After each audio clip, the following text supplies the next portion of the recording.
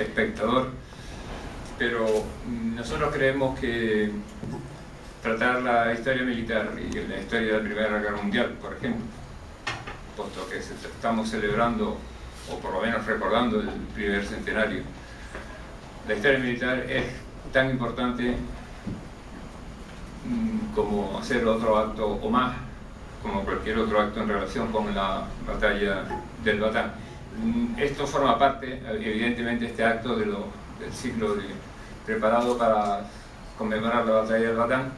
Me imagino que los canarios de 1599 estarían bastante, sobre todo después de haber rechazado la invasión de Drake, unos pocos años antes, serían bastante conscientes de los peligros para la seguridad del archipiélago que había en ese momento por parte de las potencias enemigas de España.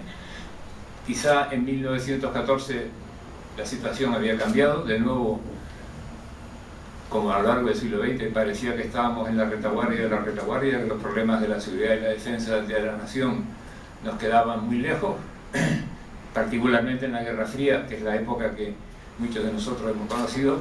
Estábamos muy en la retaguardia y parecía que los problemas no nos afectaban.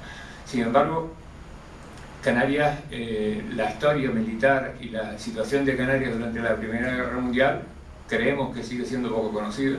Afortunadamente, el profesor Javier Ponce lo ha trabajado muchísimo y lo está dando a conocer. Ya ha venido en otras ocasiones en la Económica y hoy va a tratar el tema de la Primera Guerra Mundial en Canarias. Yo quería leer algunas frases a modo de introducción sobre la Primera Guerra Mundial de un historiador militar que se llama Williamson Murray. El fracaso de la diplomacia en julio de 1914 trajo el gran conflicto temido por algunos y anhelado por muchos. A lo largo de Europa, mientras que los reservistas se acercaban a los cuarteles, multitudes aclamaban las declaraciones de guerra. Las hostilidades, sin embargo, fracasaron de estar a la altura de las expectativas de una guerra, de un conflicto corto y decisivo. Sin embargo, más bien un terrible y aparentemente interminable conflicto vino a continuación. Desde nuestro punto de vista, es difícil ver cómo los alemanes duraron tanto como duraron. Después de todo, ellos fueron a la guerra en contra de tres de los más grandes poderes del mundo: Gran Bretaña, Francia y Rusia.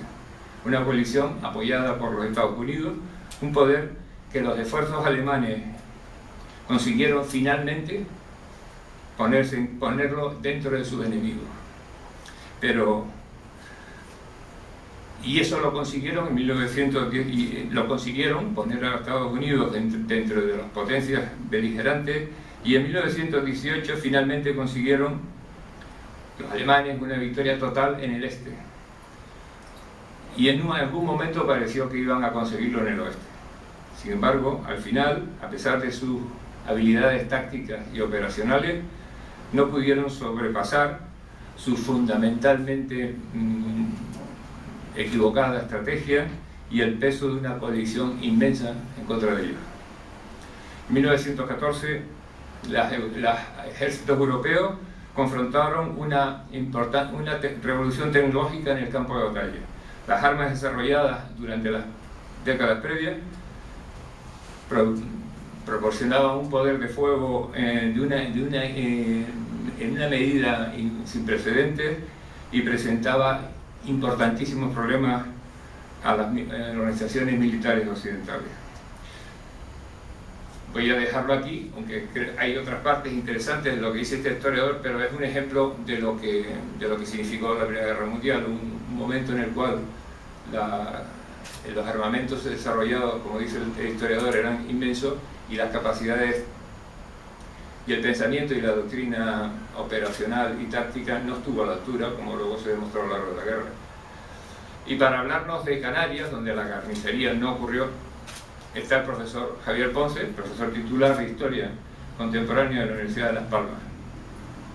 Se licenció en la Universidad de Historia Contemporánea en la Universidad de Salamanca y se doctoró en la Universidad de Las Palmas Gran Canaria con un premio extraordinario de doctorado y premio a la mejor tesis doctoral.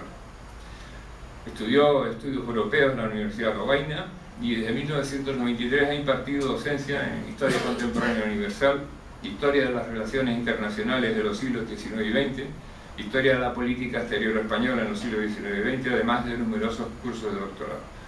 Ha impartido docencia sobre la Historia Contemporánea Española en la Universidad de Sussex, ha dirigido varios programas de doctorado y ha sido vicedecano de Organización Económica en la Facultad de Geografía e Historia. Sus principales líneas de investigación son la política exterior española y la proyección internacional de Canarias desde finales del siglo XIX y especialmente durante la Primera Guerra Mundial. Ha investigado y realizado numerosas estancias en universidades y centros de investigación en España, Bélgica, Reino Unido, Alemania, Estados Unidos y Holanda, y ha sido invitado a muchos congresos y conferencias internacionales en estos países. Algunas de sus publicaciones referidas a la Primera Guerra Mundial son Canarias en la Gran Guerra, 1914-1918, Estrategia y Diplomacia, un estudio sobre la política exterior española, política exterior de España, en 1900, publicado en Las Palmas en 2006. Y aquí una serie de artículos en distintas obras colectivas editadas en algunos casos unos cuantos fuera de España. Actualmente es investigador del proyecto de investigación que se llama El Neutral entre Neutrales, estudio comparado de la neutralidad española durante la Primera Guerra Mundial, que se está ejecutando con profesores de la Universidad de Bristol, de Ámsterdam y la Universidad Nueva de Lisboa. Y por último, ha sido invitado por la Universidad Libre de Berlín a trabajar en un artículo sobre España durante la Primera Guerra Mundial para el proyecto 1914-18 online, la Enciclopedia Internacional de la Primera Guerra Mundial, que será accesible con motivo del centenario de la guerra. Y a continuación, tiene la palabra Pedro.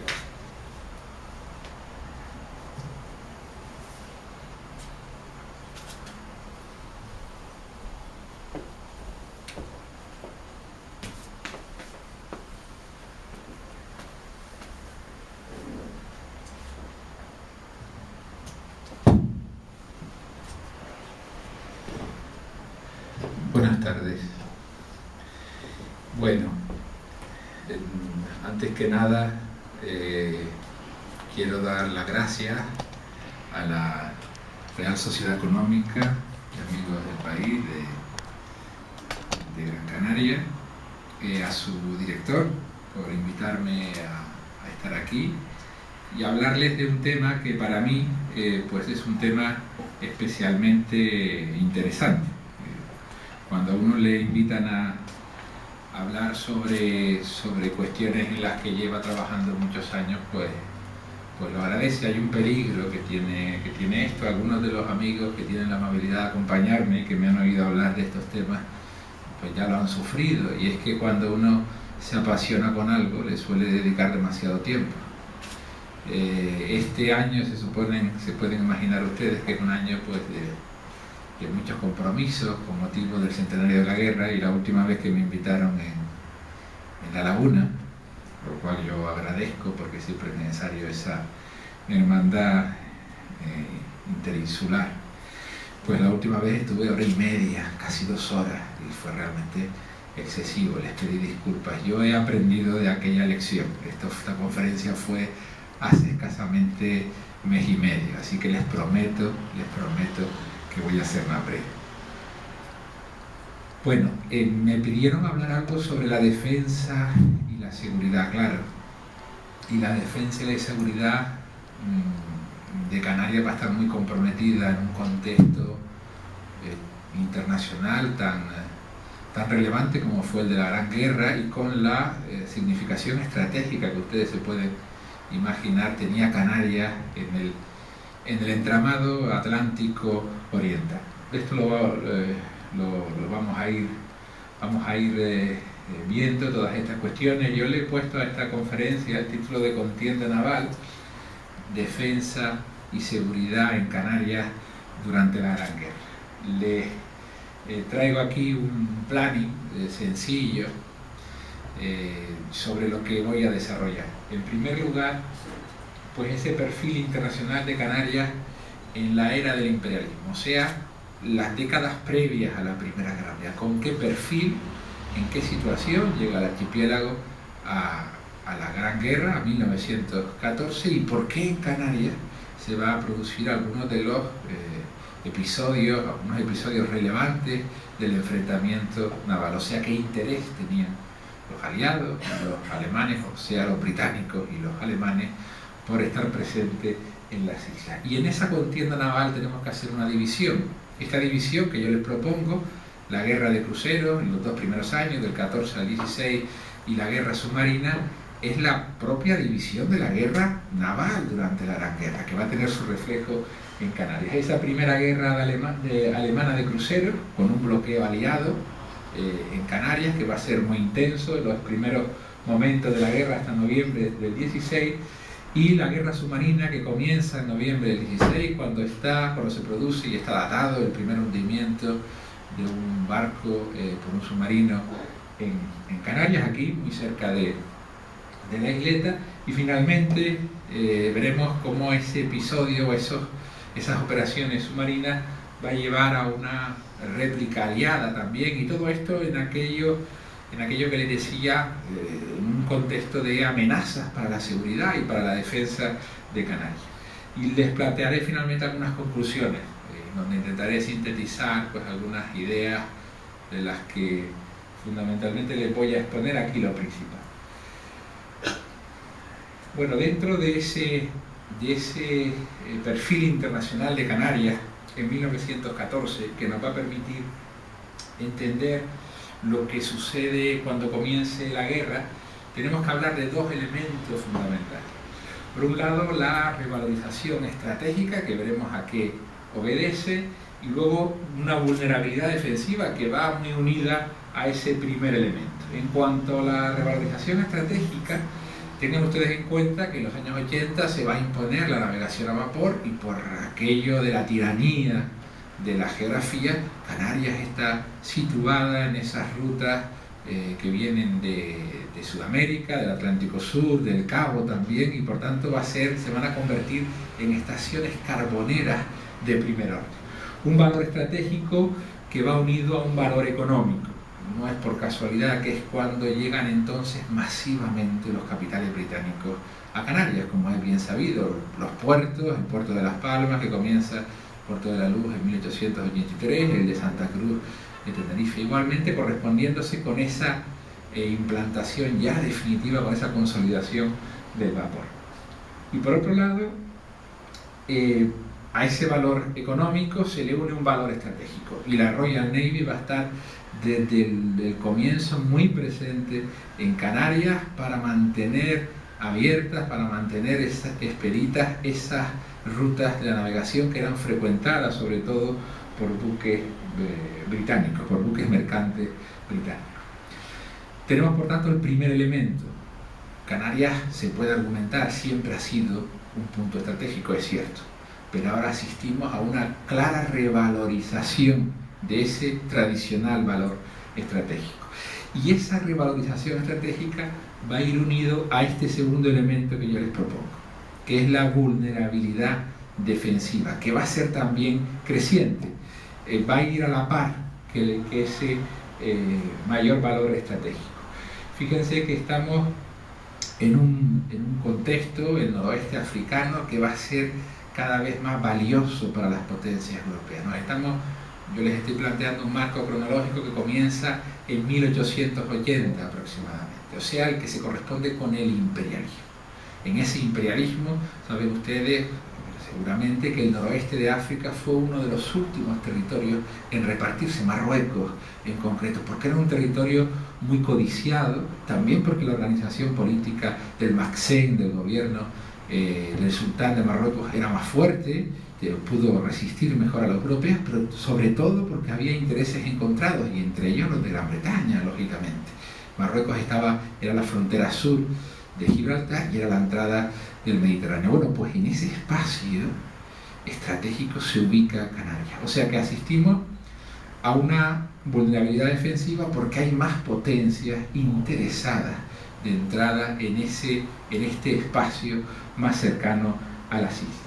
Y además porque cada vez va a ser más evidente que las potencias, las grandes potencias navales, Gran Bretaña, luego Alemania, Francia, van a modernizar sus recursos navales, se va a producir esa tecnificación que antes nos mencionaba, que es muy propia de la Primera Guerra Mundial y en las décadas y en los años previos, y frente a esa modernización de las armadas nos encontramos con que la Armada Española va a sufrir primero el desastre del 98, o incluso antes del desastre del 98, un claro retraso tecnológico frente a lo que estaba sucediendo en Europa. No era nada sorprendente. En definitiva, los países que llevan a cabo esa modernización de sus recursos navales son aquellos que se estaban industrializando. Es una traslación de la cuestión tecnológica de la industria al ejército y a la armada. En España esto no se produce, o sea que esa vulnerabilidad defensiva viene dada por un lado por ese mayor atraso, por ese desfase tecnológico, y por otro lado porque además en este espacio ahí se concentran los intereses de las potencias imperialistas. Dentro de este perfil internacional, 1898 efectivamente es una fecha importante para España y para Canarias. Fue eso que les pongo en la diapositiva, fue una constatación en el 98 de la vulnerabilidad defensiva y también de la nueva posición internacional de España, un imperio ultramarino que perdía esas colonias ultramarinas y que volvía a recuperar su frontera euroatlántica que había perdido 5 siglos antes, cuando la expansión América. España vuelve a ser de nuevo una potencia básicamente europea, y Canarias se convierte en la frontera sur, efectivamente, el territorio de plena soberanía española. Exceptuamos, por supuesto, lo que sería Río Muni y las colonias africanas, pero se convirtió Canarias en el territorio de plena soberanía española más alejado. Y fíjense, más alejado, y en ese contexto de apetencia por el espacio geográfico en el que se ubicaban las islas. En el 98 además España va a sufrir una crisis que es muy conocida a todos los niveles, la crisis del desastre, el regeneracionismo, que fue un movimiento que intentaba regenerar internamente el país, pero también externamente. Esto se suele conocer bastante menos. Fue una coyuntura realmente de gran ansiedad internacional para España, porque en el 98 España pierde en principio Cuba, luego pierde Filipinas, la propina fue Puerto Rico, los territorios absolutamente indefendibles, los archipiélagos del Pacífico, que se vendieron a Alemania, y por tanto en el 98 el reparto de las colonias de los territorios españoles había comenzado, pero nadie podía asegurar que había finalizado. O sea que Canarias, y fíjense que ya Canarias era un territorio muy apetecido, Canarias podía formar parte finalmente de ese reparto. Bueno, esto en alguna ocasión, incluso la última vez que estuve aquí, lo explicaba. Ahora simplemente les voy a decir que Canarias acabó bajo la soberanía española, se mantuvo la soberanía española en el archipiélago por una cuestión de intereses de las potencias. Realmente Estados Unidos no tenía intereses en esta parte del Atlántico, sus intereses estaban en el Caribe y en el Pacífico, y por tanto no tuvo necesidad, la guerra tampoco se prolongó, no tuvo necesidad de desplazar una armada a Canarias.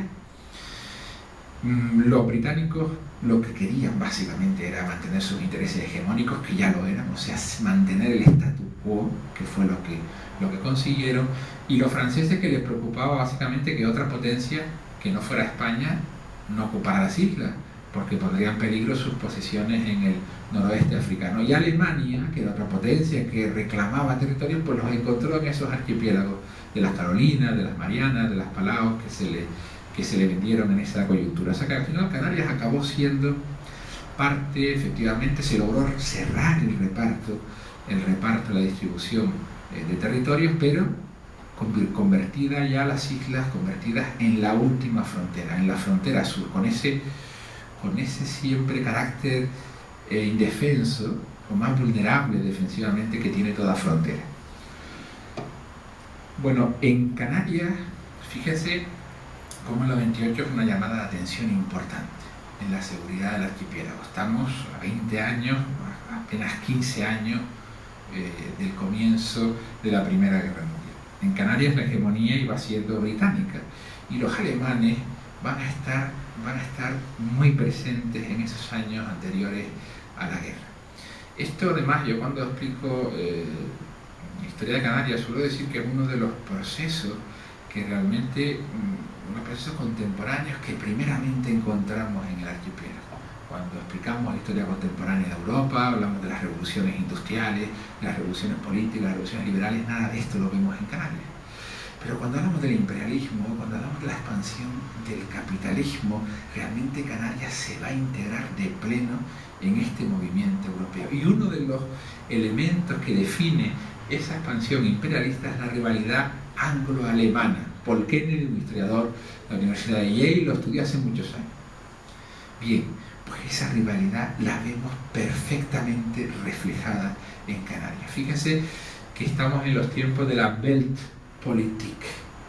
Muchos de ustedes ya pues hacen una traducción muy sencilla de esto, mundo política, la política mundial de Guillermo II, una política que ahora demanda mercados, que ahora demanda territorios. Alemania había llegado tarde al reparto y uno de los últimos territorios a repartirse, uno de los últimos espacios, les decía, estaba aquí, en el noroeste africano.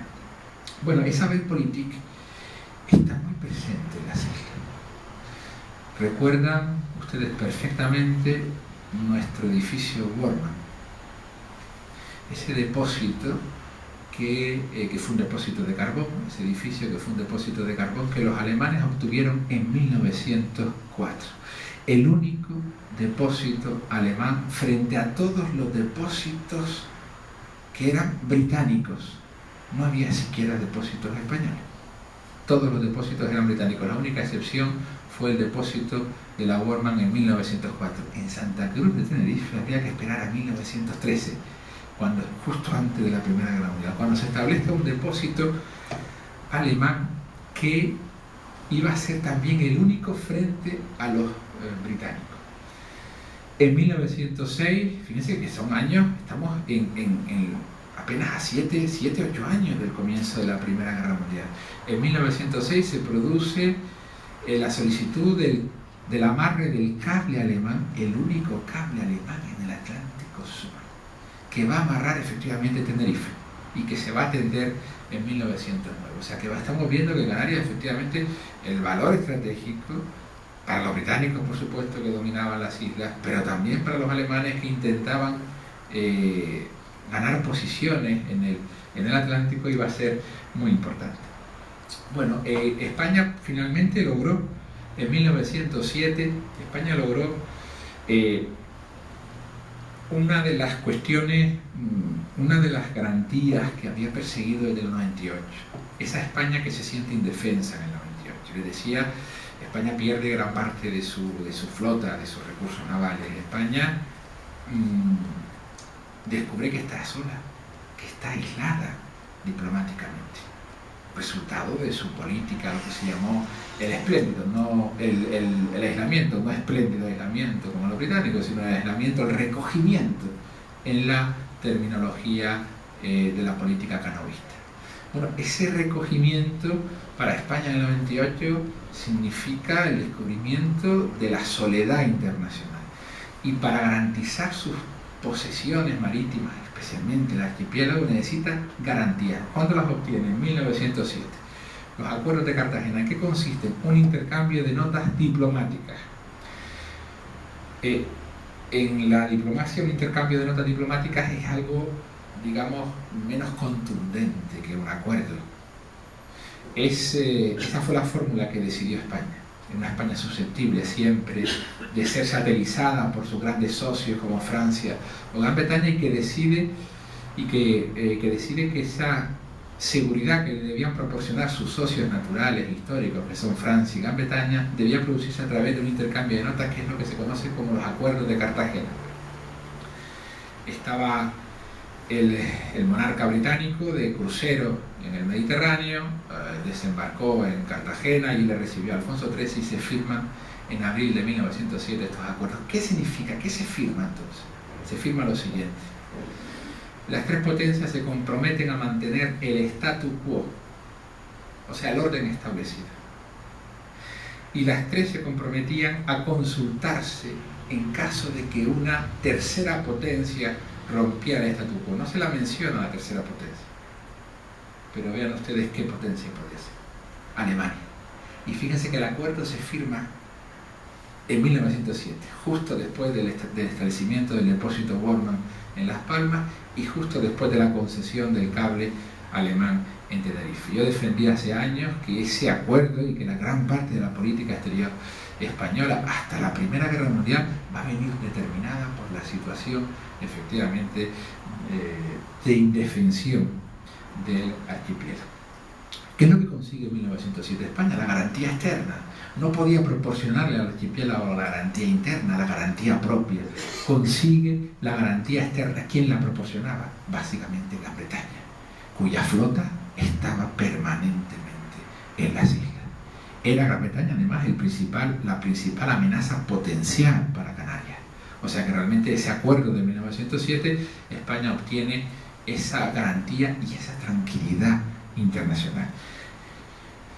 Bueno, estamos viendo que realmente Canarias, claro, se están ustedes imaginando ya que cuando estalle una guerra en Canarias, todos estos intereses que estaban tan presentes deberían tener su correlato naval.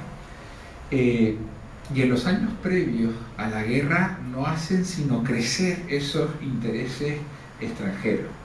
Lo que el periodo último de la preguerra, lo que se denomina la paz armada, desde 1907 a 1914. ¿Por qué se habla de la paz armada y por qué se hace un corte en 1907? Porque en 1907 ya están formadas las dos alianzas, los dos grandes bloques que van a participar en la Primera Guerra Mundial.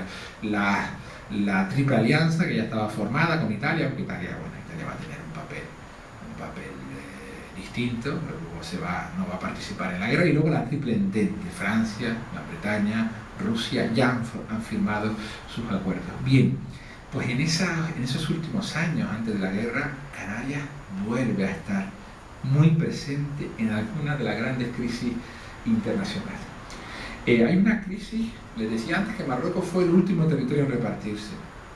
Los alemanes, que necesitaban territorios y solo les quedaba prácticamente Marruecos por repartir en África, los alemanes provocaron varias crisis a propósito de Marruecos. La última fue en 1911, cuando una cañonera sale de un puerto canario, no por casualidad, y va a Agadir, y en Agadir reclama los intereses alemanes.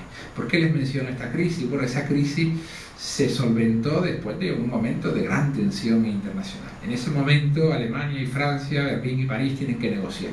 Y en esas negociaciones, Berlín, que juega la base muy dura, una negociación muy dura, le va a exigir a Francia compensaciones. Si quiere Francia que Alemania se olvide de Marruecos. Bien, Francia le va a ofrecer a Alemania parte del Congo francés, que se incorpora al Camerún. Si ustedes un día ven un mapa del Camerún alemán en 1911 y lo ven en 1912, verán que el Camerún alemán creció. Y creció gracias a esos territorios que le había cedido Francia. ¿Qué hace Francia a continuación? Le pasa la factura a España y le dice: nosotros hemos conseguido que los alemanes se olviden de Marruecos y el precio lo hemos pagado nosotros. Ahora ustedes tienen que compensarnos. Y le exige a España todo el territorio sur, incluyendo ese territorio que para los canarios tiene un gran significado, Sidifni. ¿Qué tenía Sidifni? Pues no tenía nada. Era arena, pero sí tenía algo no físico, no material, que interesaba mucho a España. Era el hinterland defensivo de Canarias, era la retaguardia defensiva de Canarias. Las autoridades en Canarias se movilizaron rápidamente. La propia Real Sociedad Económica, como otras instituciones, dirigieron telegramas a Madrid.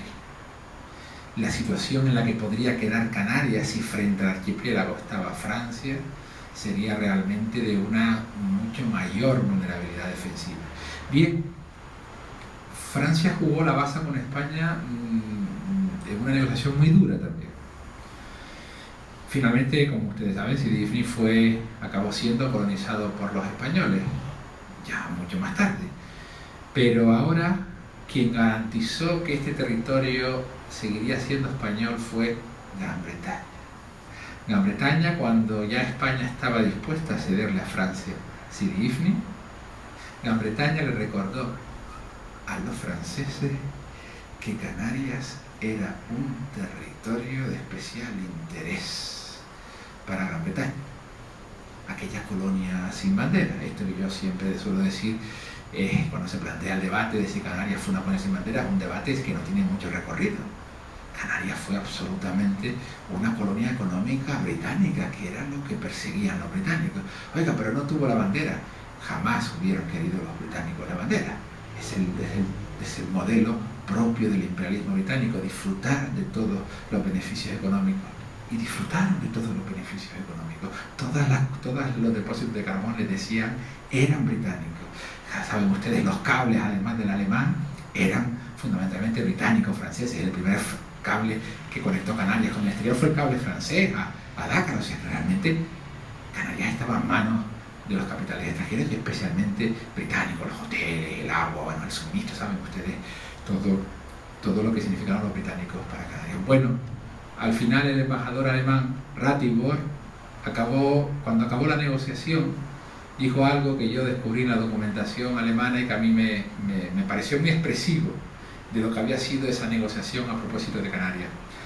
Ratibor, cuando acabó la negociación en 1911, dijo: Islas Canarias por la gracia de Inglaterra.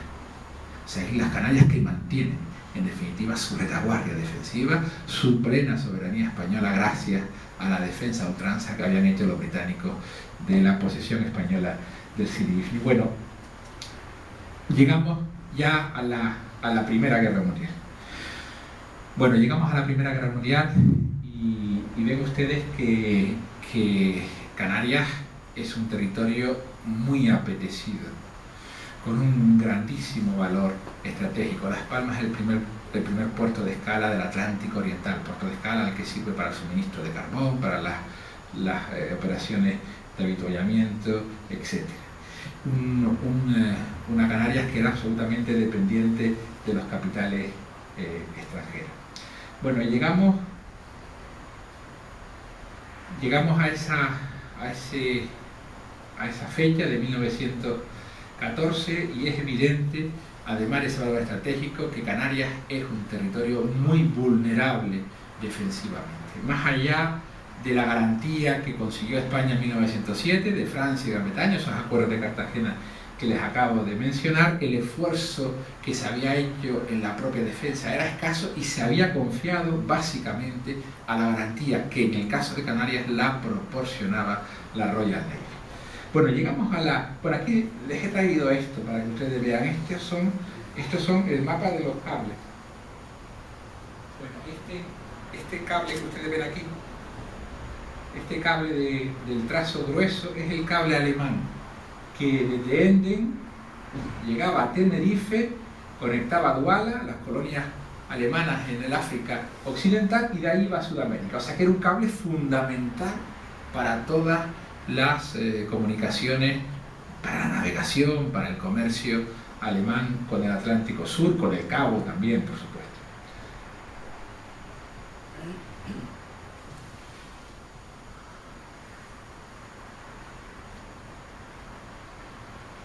Bueno, llegamos a la guerra, 1914. No nos atañe a nosotros hablar de los motivos de la guerra, ya antes nos introducían el significado de la guerra. Este año están ustedes asistiendo a muchísimas conferencias y a muchísimos libros, a la publicación de muchísimos libros, documentales sobre el significado tan importante, por supuesto, de la Primera Guerra Mundial.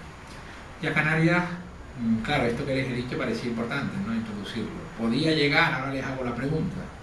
¿Podía producirse algún enfrentamiento naval en Canarias? Parece evidente que se iba a producir, habida cuenta de esos intereses y habida cuenta de esa presencia anterior de británicos y de alemanes fundamentalmente.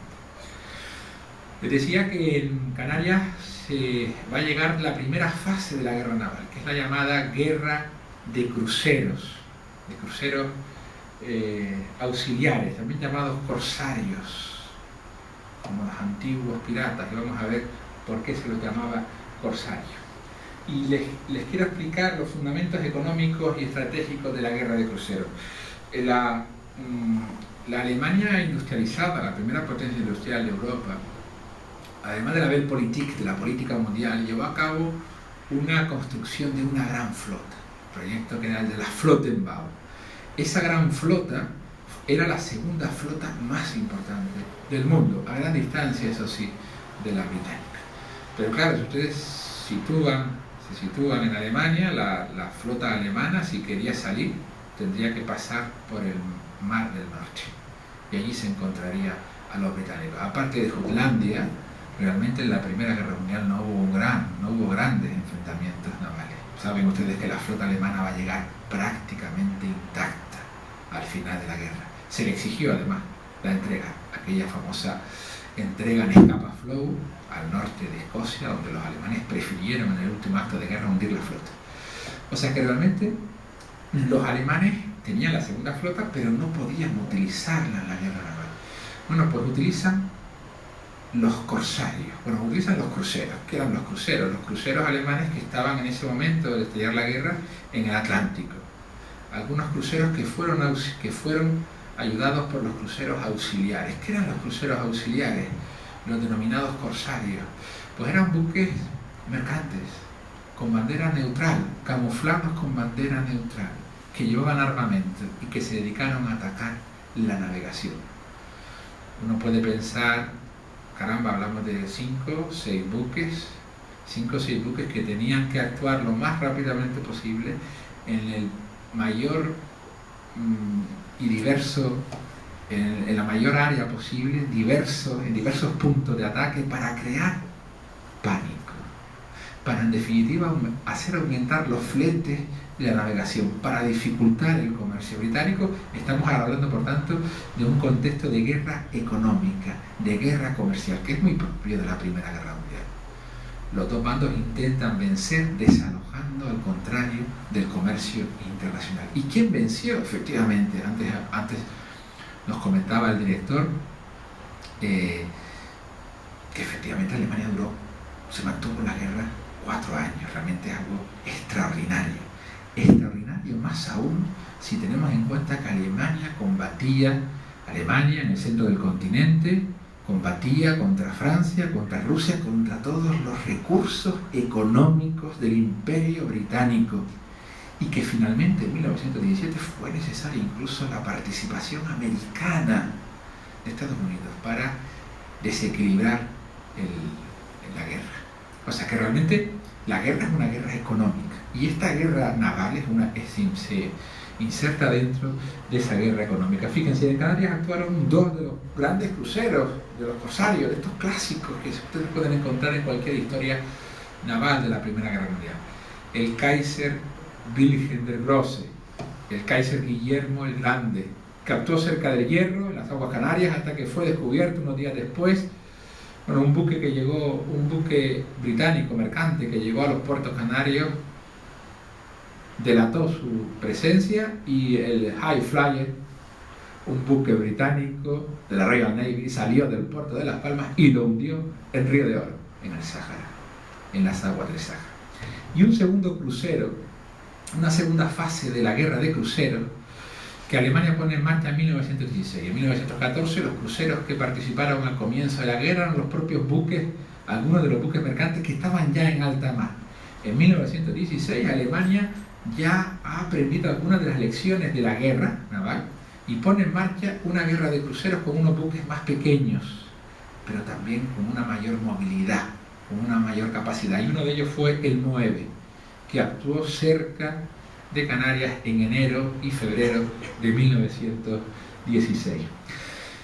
Por supuesto, los británicos, que controlaban las infraestructuras canarias, que tenían especiales intereses en la navegación que pasaba, que venía del Atlántico Sur, que les suministraba todo lo necesario en un contexto de economía de guerra, van a estar muy vigilantes. Y efectivamente la 9ª y la 5ª escuadra la 9ª escuadra al mando de Robeck, un contraalmirante que fue un destacado oficial británico en Galípoli posteriormente. Bueno, de Robeck fue uno de los oficiales que más quebraderos de cabeza le ocasionó a las autoridades canarias, a las autoridades civiles canarias, porque fíjense la circunstancia que se va a dar. Las autoridades navales británicas se conferenciaban directamente, le exigían, presionaban directamente a las autoridades civiles canarias. Ya nos estamos situando en un contexto efectivamente de gran vulnerabilidad defensiva, de gran sensación, percepción de indefensión, de inseguridad para el archipiélago, que luego les intentaré sintetizar. Y Gran Bretaña, por supuesto, llevó a cabo acciones de fuerza, eso que yo llamo la diplomacia de fuerza, acciones secretas. Bueno, fíjense, una de las primeras acciones, y aquí ven el valor estratégico que tenía el archipiélago, una de las primeras acciones que llevó a cabo el almirantazgo fue cortar en los primeros días de agosto del 14 el cable que unía Enden con Tenerife. El cable telegráfico, dejando incomunicado, por tanto, a Alemania con el Atlántico Sur. Al menos la conexión seguía, la conexión en su totalidad, seguía existiendo el tramo Tenerife-Duala y Duala-Pernambuco. Bueno, por cierto, el Tenerife-Duala lo cortarían al final de la guerra. O sea que realmente los británicos llevaron a cabo acciones, ese bloqueo aliado, para controlar las acciones de los cruceros alemanes. Se pensaba que a través del cable se comunicaba la información del movimiento de buques, información que era fundamental para los alemanes. Además, realmente en Canarias el papel de Canarias en la guerra de cruceros fue muy importante. El Kaiser Wilhelm der Grosse y otros cruceros alemanes fueron abastecidos por buques mercantes alemanes que estaban en Puerto Canario. Fíjense que cuando estalla la guerra, durante toda la guerra, claro, los buques alemanes, ante la superioridad naval británica, los buques alemanes que estaban en los puertos neutrales quedaron durante 4 años en esos puertos.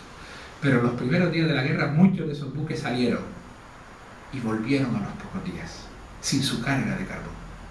Inmediatamente, presionados por los británicos, las autoridades españolas decidieron internarlo. Habían suministrado efectivamente carbón al Kaiser Wilhelm der Grosse, al Karlsruhe, un crucero alemán, de esos cruceros efectivamente que estaban en el Atlántico y que formó parte de esa primera campaña naval alemana. O sea que realmente Canarias había desempeñado un papel fundamental y las acciones de esos cruceros se habían también desarrollado en aguas canarias por la importancia estratégica que tenía el archipiélago. O sea que los británicos estaban muy interesados en mantener su control. El contraalmirante de Robeck que les mencionaba envió a uno de sus oficiales a La Palma, y en La Palma se va a producir una de las situaciones de mayor tensión en estos primeros momentos de la guerra. El oficial británico le dice al delegado del gobierno que o bien interna el Pamir, un buque legendario para los palmeros. El Pamir fue un velero que estuvo 5 años en La Palma. Recuerdo la primera vez que fui a La Palma hace años, después de haber hecho yo mi tesis y haber visto la documentación alemana sobre pues enseguida pregunté y recuerdo que algunos palmeros recordaban, se les había contado la historia del Pamir. Hay una agencia de viajes incluso que tiene muy apropiado el nombre, La Palma, que tiene el nombre del Pamir. Bueno, un buque que los británicos consideraban que era un centro de espionaje, lo van a considerar en toda la guerra, pero una de las acciones que lleva a cabo este oficial con instrucciones de Robeck fue exigirle a las autoridades el internamiento de este buque y en caso contrario se tomarían las medidas que creyeran oportunas. Estamos hablando de un oficial que se dirige a las autoridades de un país neutral, en aguas neutrales, protegidas por el convenio de La Haya de 1907, que hablaba de las obligaciones y de los derechos de las potencias neutrales en caso de guerra. Bueno, por supuesto, los británicos establecieron un servicio de espionaje muy efectivo, muy férreo, Normalmente, igual que en la Segunda Guerra Mundial, que ustedes conocen algunos episodios que forman parte de esa leyenda, normalmente se suele hablar más del espionaje alemán. Realmente los que practicaron un espionaje intenso fueron los que poseían el control de las infraestructuras, que fueron los británicos, que controlaban el número de buques cada noche que había en puerto, los movimientos que se producían, tenían muchísimos recursos en los puertos, como ustedes saben, como ustedes ven, todos los depósitos, todos los trabajadores de las compañías británicas, la Miller, la Elde, etcétera, que trabajaban para la causa británica. Bueno, aquí tienen algunos de los hundimientos. Dice que además este es un mapa británico que se publicó en una de las historias de la Primera Guerra Mundial en el mar. Los hundimientos del Kaiser Wilhelm der Große cerca de la isla del Hierro, este es Galicia, en el Caipara, la Arlanza, el Nyanga, 4 buques que fueron hundidos. Bueno, todavía estábamos en el comienzo de una guerra todavía no tan cruenta. Uno de los buques no fue hundido porque llevaba pasajeros civiles. Este fue el buque que luego comunicó a las autoridades consulares que estaba la presencia del Kaiser Wilhelm der Große, que fue hundido finalmente en aguas del Sáhara. Y este es el recorrido que hizo el Moeve, ese segundo crucero en esa segunda fase de la guerra de cruceros a comienzos de 1916. Ven ustedes que a comienzos del 16 estaba cerca de Canarias. Aquí se va a producir uno de los episodios, además, realmente más significativos, que nos habla también de la indefensión conforme vaya desarrollándose la guerra, la indefensión de Canarias. El Moeve va a tomar preso un buque británico, el Besburg. El Besburg entró en el puerto de Santa Cruz de Tenerife con una tripulación alemana, una tripulación de presa, enarbolando la bandera alemana. Eso contravenía las leyes internacionales. Y los británicos que protestaron exigieron o bien el internamiento del buque antes de 24 horas, como mandaba la ley, o bien su salida. Fuera del puerto le estaba esperando varias unidades británicas. Los alemanes, cuando salían del puerto, cuando todo hacía prever que iban a ser apresados por los británicos, hunden el buque dentro de las aguas territoriales españolas en Tenerife. Por un accidente, dijeron los alemanes. Parecía lógico pensar que no fue por un accidente. El tema se va a prolongar durante toda la guerra. Los británicos aprovecharon esta infracción de las normas para presionar sistemáticamente a los españoles en Canarias. En algún momento llegaron a este planteamiento, casi al final de la guerra: si los españoles son incapaces de mantener el respeto a las leyes internacionales en Canarias, ¿cómo pueden pedir que los británicos respeten esas mismas normas internacionales? Realmente nos situábamos en un contexto de una posible agresión, siguiendo esa argumentación británica, una posible agresión a Canarias en caso de que fuera necesario. Bien, esa es la primera fase de la guerra. Hubo una segunda fase, que fue la guerra submarina. Se conoce mucho más, ¿verdad?, la guerra submarina en la Segunda Guerra Mundial. Uno de los grandes, las características de la guerra total, que fue la Primera Guerra Mundial, fue la guerra tecnológica. Y dentro de esas aportaciones, pues efectivamente la guerra submarina llega en la Primera Guerra Mundial, es una de esas nuevas formas de guerra. Y también llega a Canarias.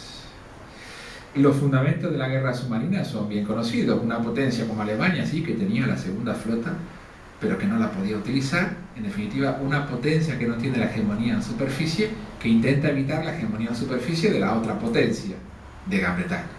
Y para eso lleva a cabo la guerra submarina. La guerra submarina era un nuevo tipo de guerra, una guerra que despertaba muchísima polémica, para algunos una guerra ilegal. Claro, ¿y qué guerra no es ilegal? Es el planteamiento que nos podemos hacer. El caso es que al ser una guerra nueva iba a suscitar muchísimo debate internacional entre los neutrales. Bueno, claro, y Canarias era muy importante, ¿verdad? Las rutas que pasaban por Canarias, por tanto deberían llegar los submarinos a Canarias. La guerra submarina comienza desde los principios, del comienzo casi de la guerra. En septiembre del 14, los alemanes, casi por casualidad, hunden varios cruceros británicos. Caramba, el submarino podía ser un arma efectiva, pero la guerra en los primeros momentos está limitada a las aguas británicas, en torno a las islas británicas. Además, la guerra submarina le plantea a Alemania muchísimos problemas. Ustedes conocen el hundimiento de Lusitania, donde murieron muchísimos americanos, más de 1000 civiles, la mayoría de ellos americanos, que llevó a una tensión con los Estados Unidos. No quería Alemania que Estados Unidos participara, lógicamente, en la guerra. Hubo muchos casos, muchos hundimientos. En algunos de ellos murió, por ejemplo, Granados, el compositor español. Muchos episodios de la guerra submarina que realmente llevaron a la confrontación con los neutrales. De manera que Alemania sistemáticamente, una vez que la activaba, la desactivaba para evitar el conflicto, y la mantenía básicamente en torno a las islas británicas, en torno a Francia, a las aguas francesas, o sea, en torno a los aliados, básicamente. ¿Qué sucede? Decíamos antes que la guerra fue larga.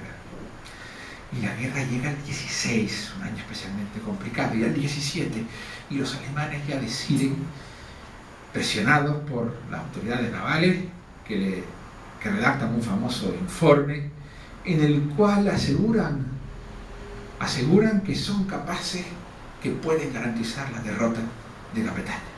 Una derrota a partir de la puesta en marcha de lo que se denominó la guerra submarina a ultranza, la guerra submarina total, en la cual todos los buques mercantes aliados serían hundidos sin previo aviso, pero también los buques neutrales, si estaba claro que portaban suministros para los aliados. Claro, esto de que esté claro es algo muy relativo. Imagínense toda la problemática. Los oficiales de los submarinos estaban obligados a contrastar la documentación. Por supuesto, tenían su propia información. Muchos buques neutrales fueron hundidos sin previo aviso, al igual que los aliados.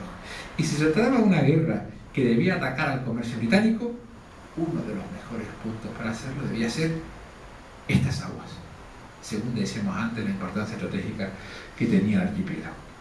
Y ahí nos encontramos el primer submarino, el UC-20, un pequeño submarino que fue realmente un gran hito para la guerra submarina alemana. Un pequeño submarino que básicamente servía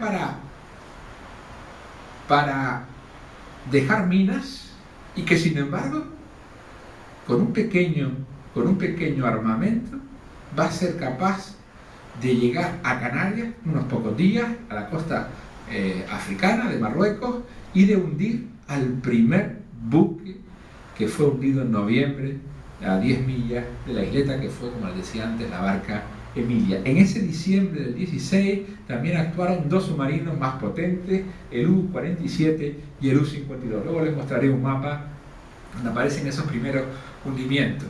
Y al final, en el 17 hubo unas operaciones submarinas, pero especialmente en el 18, el último año de la guerra, también esas operaciones van a ser especialmente importantes en Canarias, donde en apenas unas semanas varios buques españoles también fueron hundidos por esta serie de submarinos, el U-151 al 57, 8 submarinos que fueron los submarinos más grandes que puso en marcha, con más capacidad que puso en operación Alemania durante la Primera Guerra Mundial. 3 de ellos, el U-156, el 57 y el U-152, actuaron también en aguas canarias. Incluso el U-156 entró en combate con un submarino británico en aguas del Hierro, un episodio de la guerra naval que tuvo lugar en aguas canarias. La réplica de los aliados fue también contundente. Para Canarias no es el objeto de esta charla, pero para Canarias imagínense el impacto que tuvo la guerra submarina. Me entrevistaban antes de la conferencia, y claro, a uno se le viene a la cabeza el impacto, y es lo que le puede interesar también a alguien que lo ve desde fuera, el impacto que esto tendría en la actividad portuaria, que era la actividad fundamental, el motor económico de la economía insular. Pues efectivamente, desde el 17 y en el 18, el tráfico portuario se redujo a menos del 10% de lo que había sido en 1913, antes de la guerra, con la crisis, con la emigración, con toda la miseria que ocasionó la Primera Guerra Mundial. En Canarias sufrimos la guerra, como suelo decir yo muchas veces, más que algunos de los territorios de las potencias beligerantes. Y ahora tenemos que recordar aquello de que Canarias era parte del imperio económico británico. Era una dependencia, por tanto, muy importante, además de uno de los grandes beligerantes. Bueno, los británicos mantuvieron una diplomacia de fuerza. Les dije que en este contexto de la guerra submarina fue cuando lanzaron aquel órdago, los británicos, aquello del Vesburg, que había sucedido el año anterior, pero le recuerdan a los españoles, caramba, si los españoles fueron incapaces de garantizar que se produjera una acción de guerra de los alemanes, pues ¿cómo pueden exigirnos a nosotros? ¿En qué contexto se lanza esa amenaza velada? Pues en un contexto de guerra submarina que amenazaba esa navegación. Los británicos básicamente lo que hicieron fue retirar la navegación de Canarias. O sea que Canarias al final fue la que sufrió realmente, la economía canaria, las consecuencias de esa guerra submarina. Y dentro de ese bloqueo aliado, por ejemplo, se reforzó el servicio de espionaje. Los franceses en el Hierro, fíjense, en el Hierro, los franceses establecieron un servicio de espionaje muy completo, que trataba de descubrir cualquier posible asistencia que recibieran esos submarinos alemanes. La guerra submarina en Canarias realmente fue una guerra que ocasionó muchísimos problemas a la neutralidad española. Les decía antes lo que yo había defendido hace años, que tanto los acuerdos de Cartagena como la propia neutralidad española durante la Primera Guerra Mundial tiene mucho que ver con lo que sucede en Canarias. Es Canarias, es el archipiélago el que preocupa especialmente a la diplomacia española, porque ahí sí realmente, fíjense, con esos actores que están muy presentes en las islas, la indefensión era más que evidente. Bueno, tienen ustedes, les pongo ahí la diplomacia de fuerza, las acciones secretas, hubo muchísimas. Dentro de la guerra submarina, los británicos llegaron a hacer algo al final de la guerra realmente muy comprometido. No solo cortaron el cable alemán desde el comienzo de la guerra, el que unía Ender con Tenerife, y al final de la guerra el que unía Tenerife con Douala, al fin y al cabo era un cable alemán, un cable enemigo. En marzo del 18, en la primavera del 18, ante la presencia de esos submarinos alemanes en Canarias, cortaron el cable español que unía Cádiz con Tenerife. Un cable español, por tanto, un cable neutral, protegido bajo toda consideración por las leyes internacionales. Lo plantearon en un contexto, lógicamente, de guerra, además de una manera muy británica, donde plantearon, bueno, vamos a cortar el cable como así hicieron cerca del cable francés. Así los españoles podrán pensar que fue un buque alemán el que cortó esos cables erróneamente. Y si los españoles insinúan que no, que los alemanes no tienen interés en cortar ese cable, entonces será la demostración de que los cables españoles sirven a los intereses de la guerra submarina alemana. Ese fue el planteamiento de las distintas minutas que el almirantazgo, minutas secretas, que la división de inteligencia del almirantazgo se intercambió. Y finalmente decidieron aplazar ese corte porque había elecciones en España, para no indisponer a los germanófilos frente a los británicos. Y una vez celebradas esas elecciones, efectivamente el cable, o sea que Canarias apareció, quedó aislada por cable. Se mantenía la posibilidad, por supuesto, de los cables británicos, los cables aliados y las estaciones radiotelegráficas. Bueno, por mencionarles algunas, ven ustedes de las acciones que nos están situando en qué, en un contexto claro de indefensión, de máxima vulnerabilidad defensiva. Por aquí tienen ustedes el mapa que les decía de los primeros hundimientos en Canarias a finales del 16, cuando se amplía el teatro de operaciones al archipiélago. este primer buque, el Emilia, hundido al norte de la isleta, el 17 de noviembre, 2 buques griegos, el Spiros y el Salamis, también en diciembre del 16, el Kediri, que era un buque holandés, y el Emma Laurens, también en diciembre un buque francés, al sur del Hierro. El Hierro, por cierto, ven que se los he mencionado muchas veces. El Hierro fue un punto muy importante de reunión de los corsarios alemanes en primer lugar, luego los submarinos. ¿Por qué? Buscaban normalmente los puntos, claro, cercanos al archipiélago, dentro de las aguas del archipiélago, pero alejados de lo que eran las rutas frecuentes de la navegación, que iban sobre todo al puerto de Las Palmas y al puerto de La Luz y al puerto de Santa Cruz. Y se convirtieron, tanto desde 1914 con la guerra de cruceros como en 1918 con la guerra submarina, en uno de los lugares de encuentro. En ese puerto de Naos, en el Hierro, fue donde se produjo ese enfrentamiento naval entre un submarino alemán y un submarino británico. Bueno, he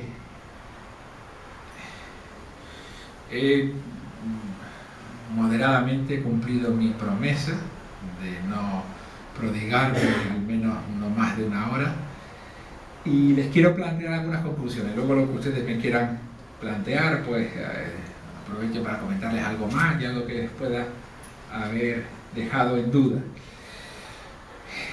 Les decía antes que teníamos que ver aquel periodo previo, ¿no?, a la guerra, porque si no, no entenderíamos lo que sucedió en Canarias, esa vulnerabilidad defensiva, esa percepción de inseguridad que se vivió en el archipiélago durante esos 4 años.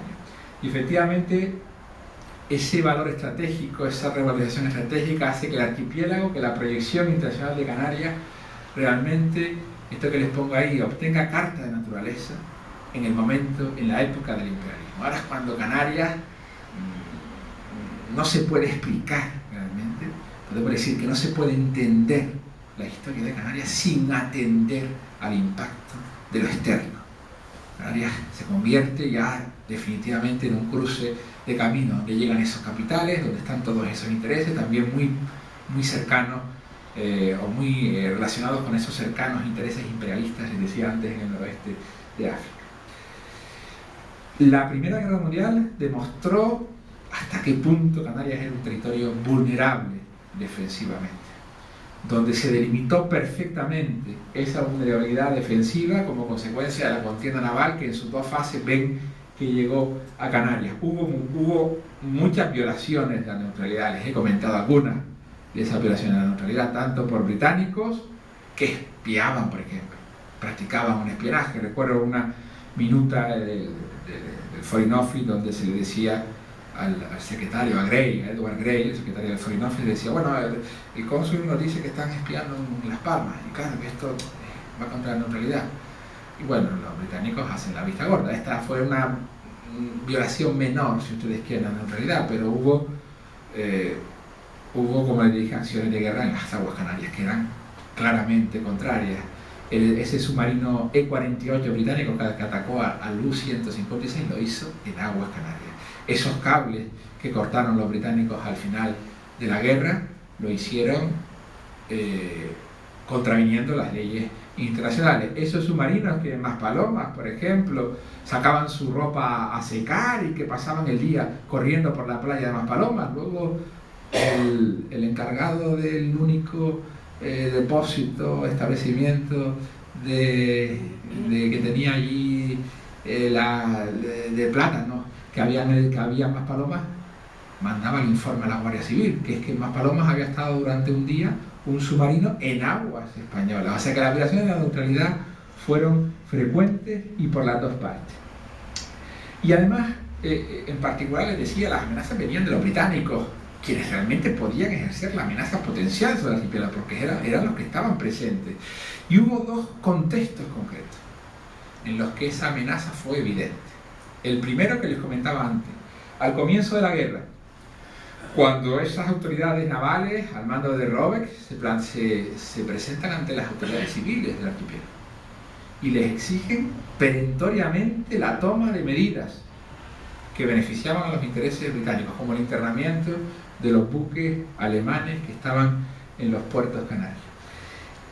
el gobernador civil, entonces en Santa Cruz de Tenerife, envió un telegrama en octubre del 14 al ministerio, donde expresa su preocupación y en donde dice que parece que los británicos están buscando excusas para llevar a cabo una acción sobre el archipiélago.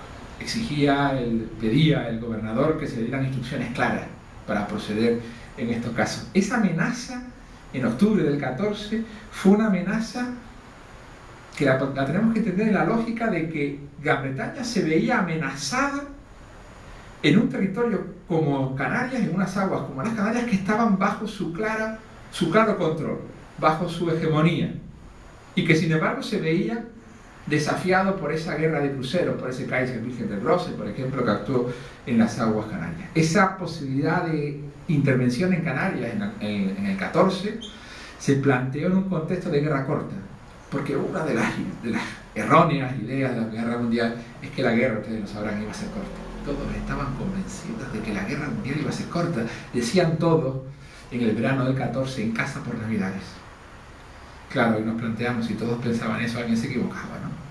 Porque todos pensaban que iba a estar en casa por Navidades habiendo vencido. No podía ser.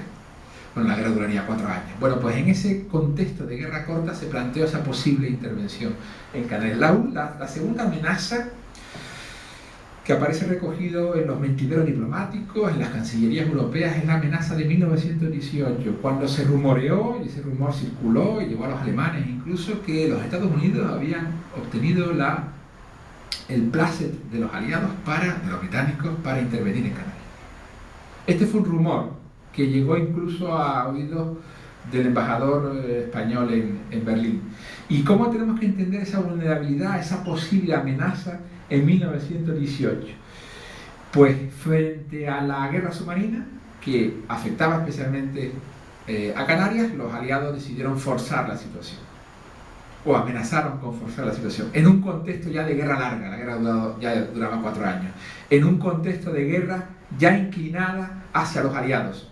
La guerra ya en agosto del 18 estaba inclinada del lado aliado. En definitiva, esa amenaza, que no se llegó tampoco a confirmar, en un contexto de intentar forzar ya el fin de la guerra, la colaboración española del lado aliado.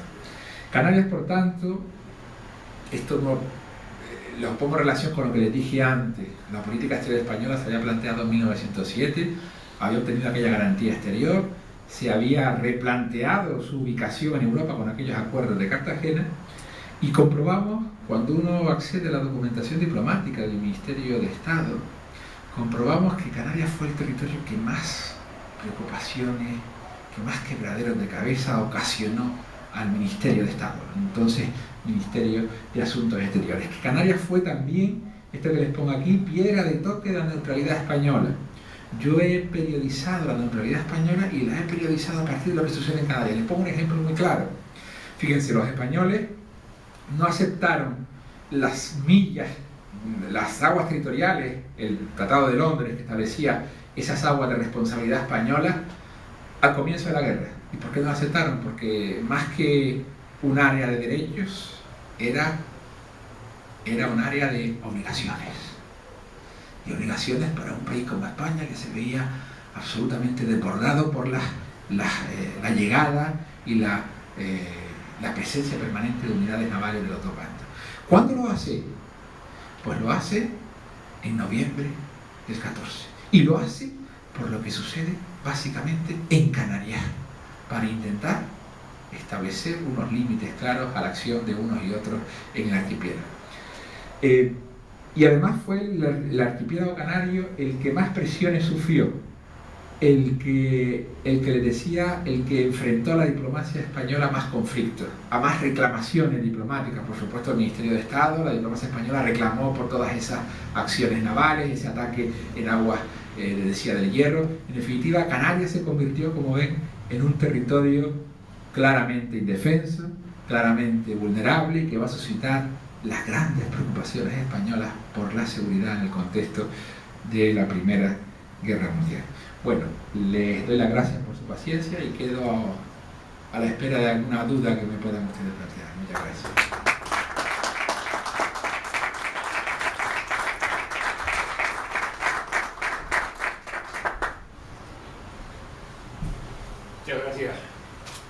Muchas gracias, profesor. Vino ya el año pasado para presentar su contribución a la historia contemporánea de Canarias, que se presentó en cuatro partes, correspondiente a los cuatro grandes apartados. El profesor vino en el apartado correspondiente, que hoy se ha atendido muchísimo más. Supongo que habrá alguna pregunta. Adelante. Bueno, en primer lugar, como estamos casi, no me pongo de pie, felicitar al doctor Ponce por esta intervención que se hace enormemente significativa, además en el día que hoy celebramos, porque como bien hablaba al principio de esa revalorización del papel estratégico de Canarias, que era por el que llegó unos siglos antes el propio almirante Van der Noot por aquí, que no le interesaba ni la caña de azúcar ni los pinos, sino la posición estratégica, indudablemente. Entonces, la verdad que lo he disfrutado mucho y hay que agradecerlo. Que hay que agradecerlo. Y la verdad que alumbra muchísimos temas que seguro, que como bien decía, nos podrían tener aquí hasta la madrugada, ¿verdad? Enormemente. A mí se me ocurren algunas reflexiones que parten casi de cuestiones que se han tomado como anecdóticas en la tertulia normal histórica de las islas, pero que a la luz de esto parece que pueden tener mucha más trascendencia que la pura anécdota. Por ejemplo, en referencia a la primera parte, ese primer proceso de internalización de Canarias, el mismo viaje del rey Alfonso XIII en 1906 a Canarias. No es un viaje ni folclórico, ni de relax, ni turístico. Y además, curiosamente, que con los buques que acompañan al rey, protegiendo esa no voy a decir armada, porque no fue una armada, o sea, ese conjunto de barcos, habían buques de guerra franceses, portugueses, y no sé si británicos, los británicos estaban aquí, se sumaron con el viaje en Inglaterra. O sea que era curioso, ¿no? La presencia de esa entente que al año siguiente se reúnen en Cartagena y que además se va a casar con una princesa británica en esos años. O sea que este es el primer tema. Y su madre austríaca. O sea que era complicadísimo. Segundo tema que se me plantea curioso. Cuando en 98 la isla por lo menos se artilla algo, se hacen bastantes defensas, ¿no? En el año 41-42, con la Segunda Guerra Mundial, también se mejoran las defensas del archipiélago. Sin embargo, en el 14 no se ha hablado tanto de esa mejora de defensa. Y además es curioso que en toda la conferencia hemos hablado del gobernador civil que pide a Madrid, las presiones sobre el alcalde o lo que sea, pero no se ha nombrado para nada las comandancias de Marina. Es verdad que la presencia de la Armada en esos años es absolutamente casi simbólica. Las comandancias están dedicadas más casi a la Marina mercante que a la cuestión de guerra, pero no se ha mencionado el papel de la Armada en Canarias, ¿no? Frente a todo ello. Y por último, como otro hecho anecdótico, pero que a mí me llama la atención, en 1916 viene de Estados Unidos, además a toda prisa, porque tenían miedo de que los americanos lo requisaran para entrar en la guerra, el primer submarino que compran los españoles, el Isaac Peral. Podía haber ido a Ferrol, que quedaba yo creo que hasta más cerca, yo no sé de navegación, pero viene al puerto de la Luz directamente y además de forzar la máquina, viene con defecto y lo tiene que arreglar la Casa Villero. Me parece que sea uno de las industrias de aquí. O sea que es curioso que el primer submarino llega en ese contexto de la guerra submarina también. Bien, lo dejo como cosas que se me surgen. Muchas gracias, Juan José. Nada, yo en realidad se me venían varias imágenes con esto de 1906 y la primera visita de un rey español a las islas. Caramba, 1906, qué casualidad, ¿no? Claro, 1906, se acababa de producir el establecimiento del depósito alemán 2 años antes en La Luz. Ese mismo año los alemanes le reclamaban a España, también presionaron para esto no es una negociación ligera, presionaron para que el cable se tendiera hasta Tenerife. O sea que en 1906 yo difiero un poco en esa visión, no digo idílica, pero esto de que le acompañaron todos, bueno, sí, es cierto que los buques de otras potencias le acompañaron, pero lo que parecía de luego más necesario era que Alfonso XIII recordara a propios y extraños que Canarias era española, que esto era parte del Estado español y que por eso el rey venía aquí, que no venía el rey británico, que no venía el presidente de la República, francesa, que venía el rey de España, porque realmente en 1906 nadie diría que Canarias eran unas islas españolas. Si nos atenemos a lo que estaba sucediendo en el desarrollo portuario, realmente lo que parecía en 1906 era que Alfonso XIII venía a recordar a propios y extraños que esta era parte del Estado español y que España se preocupaba por las Islas Canarias.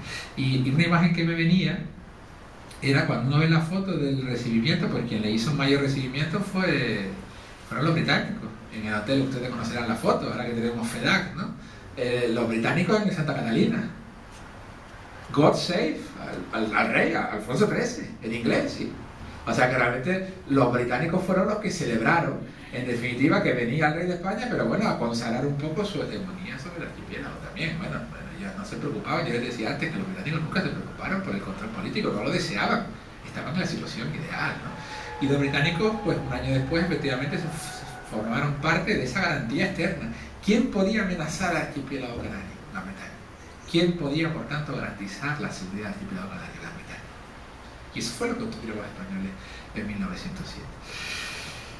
Y luego, lo de la comandancia de marina.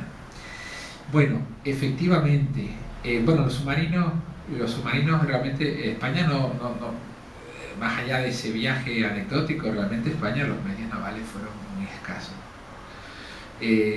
España, no lo mencioné antes, pero España, las autoridades navales, siempre, digamos que la autoridad central, por supuesto, era la Capitanía de Tenerife, y las autoridades navales, que tenían escasísimos recursos, pues siempre exigieron más medios.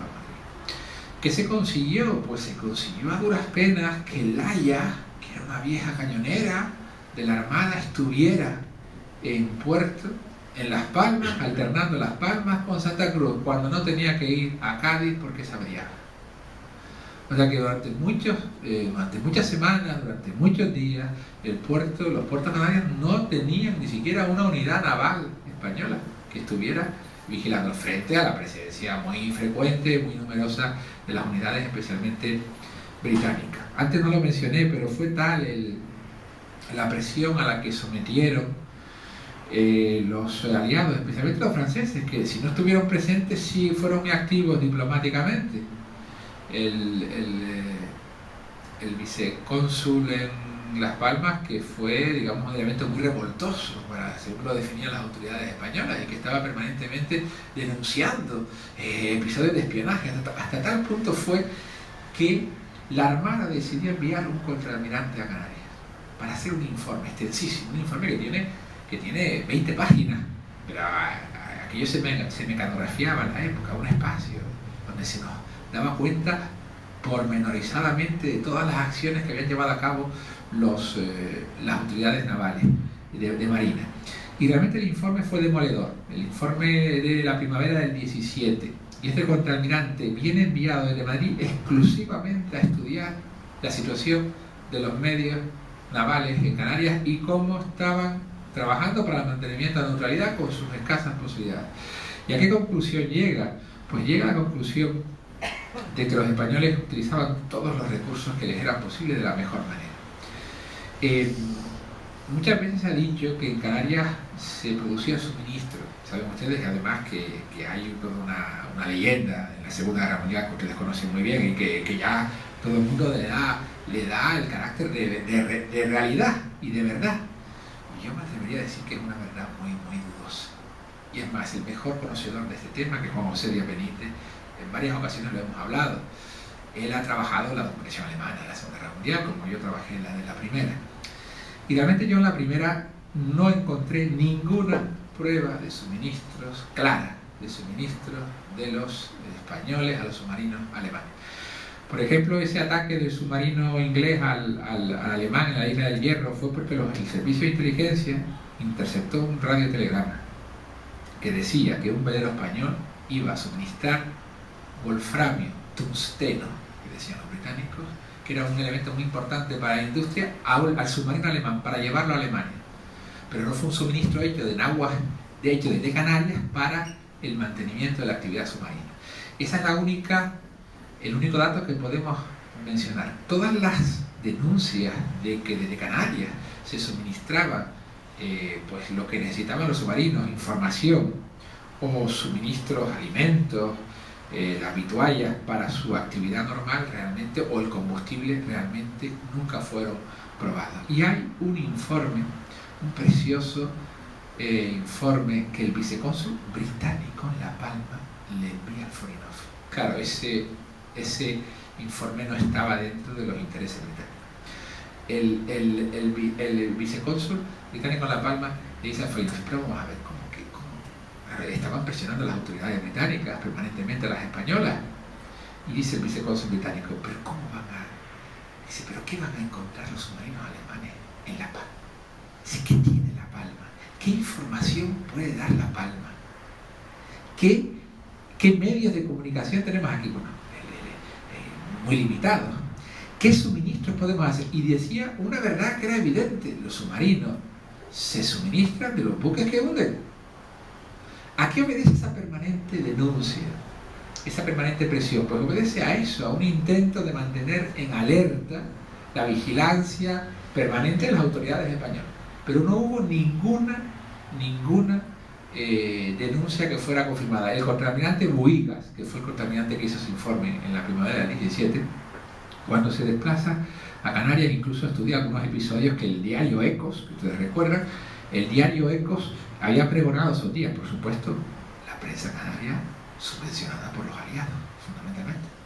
Bueno, la provincia fue el único periódico, o uno de los pocos periódicos que hoy tenemos todavía que fue germanófilo. Había otro tradicionalista que era más rabiosamente germanófilo, pero la mayoría de la prensa subvencionada y sirviendo a los intereses de los aliados. Y entonces el contraalmirante Buigas estudia estas denuncias y llega a la conclusión de que eran luces normales del puerto. Y decía, caramba, lo que los vigilantes experimentados de la Armada no descubren, lo descubren los espías a sueldo de los aliados. Dice, seguramente porque desconocen el video. Dice, y claro, decían ellos consiguieron finalmente ponerlo dentro de sus enemigos. Y eso lo consiguieron en 1910, y lo consiguieron poner a Estados Unidos dentro de las potencias beligerantes, y en 1918 finalmente consiguieron los alemanes una victoria total en el este. Y en algún momento pareció que iban a conseguirlo en el oeste. Sin embargo, al final, a pesar de sus habilidades tácticas y operacionales, no pudieron sobrepasar su fundamentalmente equivocada estrategia y el peso de una coalición inmensa en contra de ellos. En 1914, los ejércitos europeos confrontaron una revolución tecnológica en el campo de batalla. Las armas desarrolladas durante las décadas previas proporcionaban un poder de fuego en una medida sin precedentes, y presentaba importantísimos problemas a las organizaciones militares occidentales. Voy a dejarlo aquí, aunque hay otras partes interesantes de lo que dice este historiador, pero es un ejemplo de lo que significó la Primera Guerra Mundial, un momento en el cual los armamentos desarrollados, como dice el historiador, eran inmensos, y las capacidades y el pensamiento y la doctrina operacional y táctica no estuvo a la altura, como luego se demostró a lo largo de la guerra. Y para hablarnos de Canarias, donde la carnicería no ocurrió, está el profesor Javier Ponce, profesor titular de Historia Contemporánea de la Universidad de Las Palmas. Se licenció en la Universidad de Historia Contemporánea en la Universidad de Salamanca y se doctoró en la Universidad de Las Palmas Gran Canaria con un premio extraordinario de doctorado y premio a la mejor tesis doctoral. Estudió estudios europeos en la Universidad de Lovaina y desde 1993 ha impartido docencia en Historia Contemporánea Universal, Historia de las Relaciones Internacionales de los siglos XIX y XX, Historia de la Política Exterior Española en los siglos XIX y XX, además de numerosos cursos de doctorado. Ha impartido docencia sobre la historia contemporánea española en la Universidad de Sussex, ha dirigido varios programas de doctorado y ha sido vicedecano de Organización Económica en la Facultad de Geografía e Historia. Sus principales líneas de investigación son la política exterior española y la proyección internacional de Canarias durante finales del siglo XIX y especialmente durante la Primera Guerra Mundial. Ha investigado y realizado numerosas estancias en universidades y centros de investigación en España, Bélgica, Reino Unido, Alemania, Estados Unidos y Holanda, y ha sido invitado a muchos congresos y conferencias internacionales en estos países.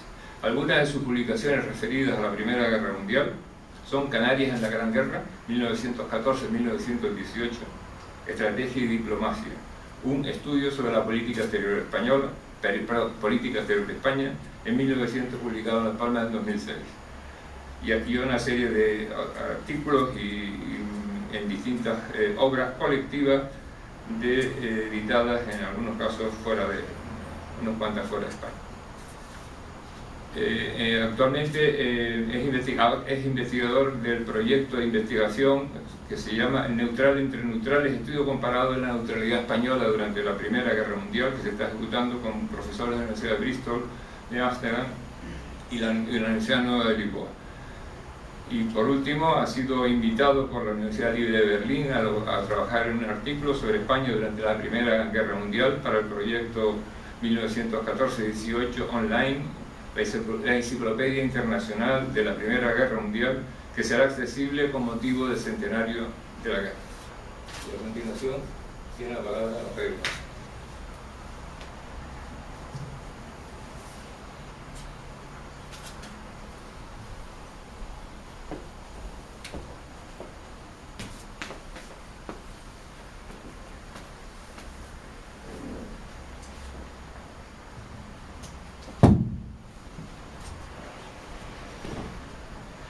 Buenas tardes. Bueno,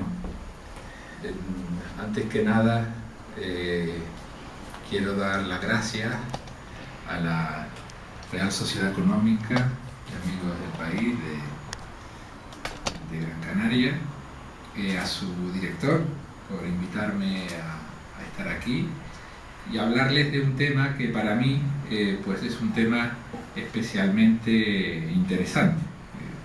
Cuando a uno le invitan a hablar sobre cuestiones en las que lleva trabajando muchos años, pues lo agradece. Hay un peligro que tiene esto. Algunos de los amigos que tienen la amabilidad de acompañarme y que me han oído hablar de estos temas, pues ya lo han sufrido, y es que cuando uno se apasiona con algo le suele dedicar demasiado tiempo.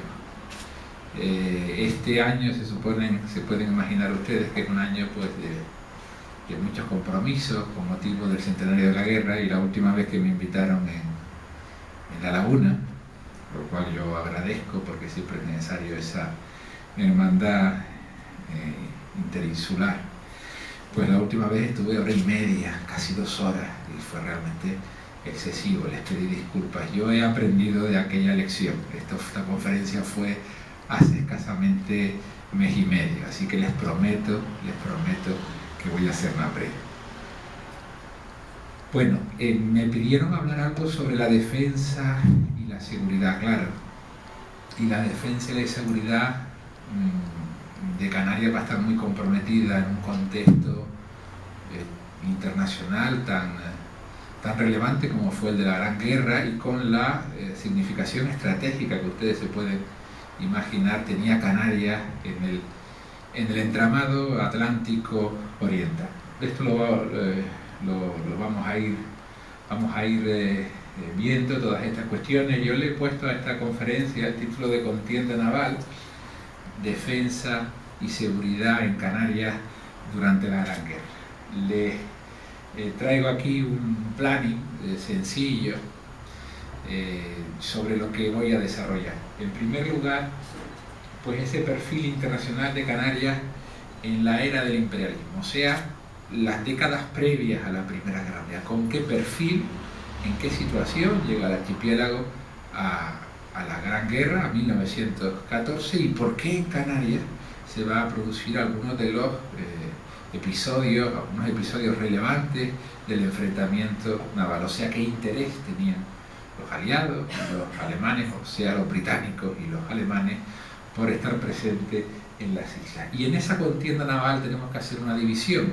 Esta división que yo les propongo, la guerra de cruceros en los 2 primeros años, del 14 al 16, y la guerra submarina, es la propia división de la guerra naval durante la Gran Guerra, que va a tener su reflejo en Canarias. Esa primera guerra alemana de cruceros, con un bloqueo aliado en Canarias, que va a ser muy intenso en los primeros momentos de la guerra hasta noviembre del 16, y la guerra submarina que comienza en noviembre del 16, cuando se produce y está datado el primer hundimiento de un barco por un submarino en Canarias, aquí muy cerca de la isleta. Y finalmente veremos cómo ese episodio o esas operaciones submarinas va a llevar a una réplica aliada también, y todo esto en aquello que les decía, en un contexto de amenazas para la seguridad y para la defensa de Canarias.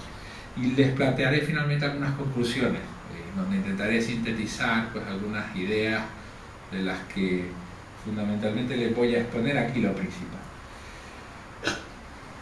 Bueno, dentro de ese perfil internacional de Canarias en 1914, que nos va a permitir entender lo que sucede cuando comience la guerra, tenemos que hablar de 2 elementos fundamentales.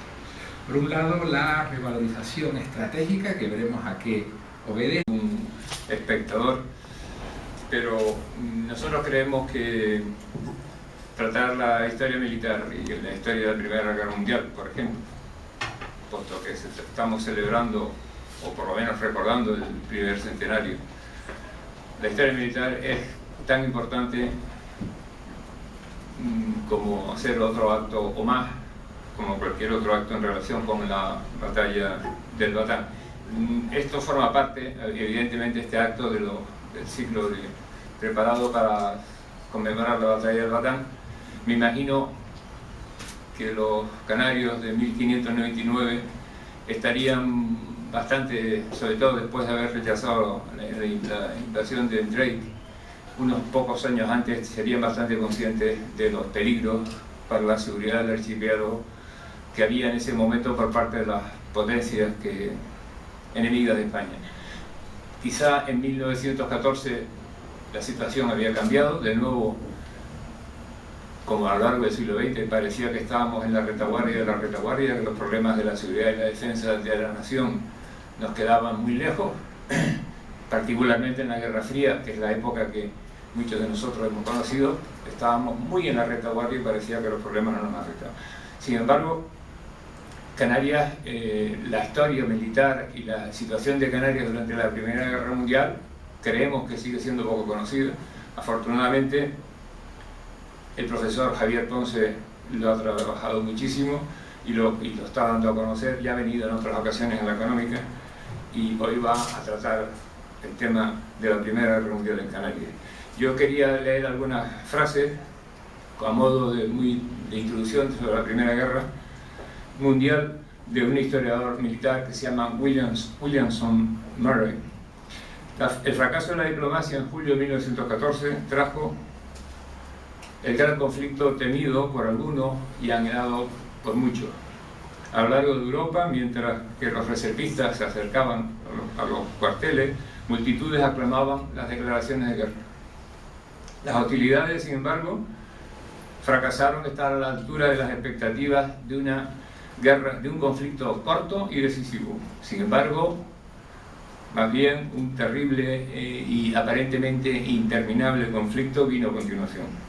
Desde nuestro punto de vista, es difícil ver cómo los alemanes duraron tanto como duraron. Después de todo, ellos fueron a la guerra en contra de 3 de los más grandes poderes del mundo: Gran Bretaña, Francia y Rusia. Una coalición apoyada por los Estados Unidos, un poder que los esfuerzos alemanes...